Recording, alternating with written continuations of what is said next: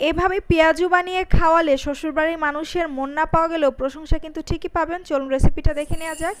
তো এখানে আমি নিয়েছি খেসারির ডাল এবং ঠিক তার অর্ধেক নিলাম মসুরের ডাল। ডালটাকে আমি ভালো করে পানি দিয়ে ধুয়ে প্রায় 2 ঘন্টা ভিজিয়ে রাখবো। 2 ঘন্টা পরে আমি ব্লেন্ড করে নিব এবং পানিটা ভালো করে ছেঁকে দিয়েছি। পানি না থাকলেই ভালো, এরকম আধা ভাঙা করে নিয়েছি, এতে করে পেঁয়াজুটা ভালো মুচমুচে হবে।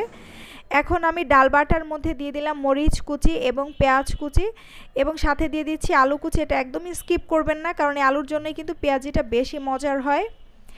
এরপরে আমি দিয়ে দিচ্ছি সামান্য চালের গুঁড়া এবং বাইন্ডিংসের জন্য দিচ্ছি বেসন, দিয়ে দিচ্ছি ভাজা জিরার গুঁড়া, লবণ দিচ্ছি স্বাদ মতো, লাল মরিচের গুঁড়া দিয়ে দিচ্ছি, দিলাম রসুন বাটা এবং আদা বাটা। এখন আমি সামান্য পরিমাণে বেকিং সোডা বা খাবার সোডা দিয়ে দিলাম সামান্য পরিমাণে। এখন মেখে নিচ্ছি। আমি ভালো একটু বাইন্ডিংসের জন্য আর একটু ময়দা অ্যাড করে দিলাম, এতে করে পেঁয়াজিটা আর একটু বেশি ভালো হবে। একদম শক্ত শক্ত করে আমি মেখে নিয়েছি।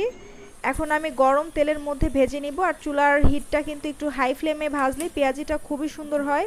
ভাজা হয়ে গেলে একটা সাইড উল্টে আরেকটা সাইড ভেজে নিচ্ছি।